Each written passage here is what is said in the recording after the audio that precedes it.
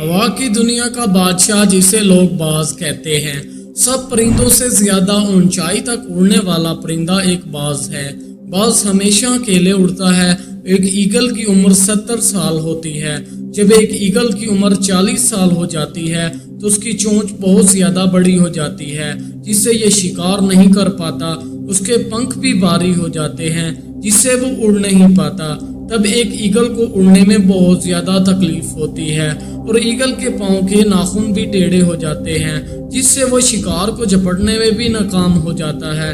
तब ईगल के पास एक चॉइस होती है कि वो मर जाए, क्योंकि उड़ नहीं सकता, शिकार कर नहीं सकता, पांव के नाखून खराब हो जाने की वजह से शिकार को पकड़ भी नहीं सकता, और अगर पकड़ भी ले तो चोंच बड़ी हो जाने की वजह से शिकार को मार भी नहीं सकता। तब 40 साल की उम्र में ईगल अपने एरिया की सबसे बड़ी चोटी पर चला जाता है और अपने चोंच को पत्थरों पर मार मार के तोड़ देता है।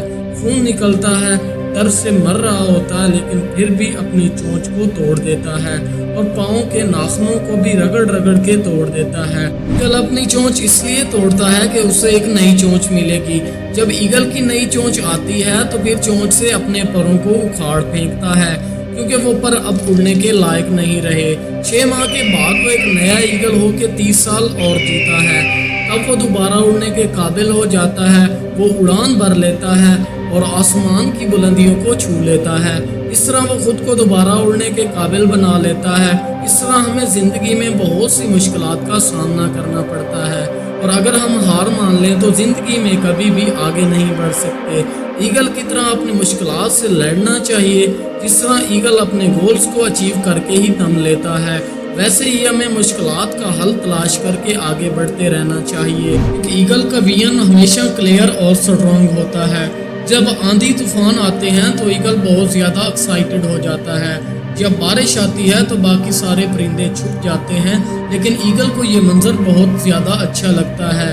जब तेज़ हवाएं चलती हैं तो ईगल इन तेज़ हवाओं के साथ उड़कर बादलों के ऊपर चला जाता है। इसलिए मुसीबतों में मज़ा ढूंढो, मुश्किलात से लड़ना सीखो। मुश्किलात से बहुत कुछ सीखने को मिलता है। हमेशा ईगल की तरह अपनी नज़र ऊंची रखो।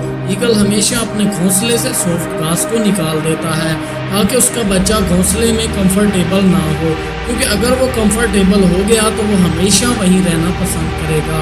इसलिए ईगल अपने बच्चे को घोंसले से निकलने पर मजबूर कर देता है। ईगल अपने बच्चे को उड़ना सिखाता है। ईगल एक परिंदा है, उसे पता है कि कंफर्ट जोन में ग्रोथ मुमकिन नहीं है।